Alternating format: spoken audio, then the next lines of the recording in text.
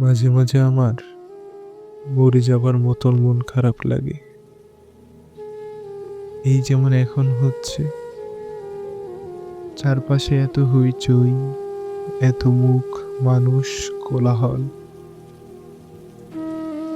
অথচ আমার ভিতর জুড়ে কি ভীষণ রকম মন খারাপের ভার। এমন হলে আমার অসহায় লাগে খুব, কারণ অন্যকে বোঝানোর মতো এইসব মন খারাপের নির্দিষ্ট কোনো কারণ থাকে না।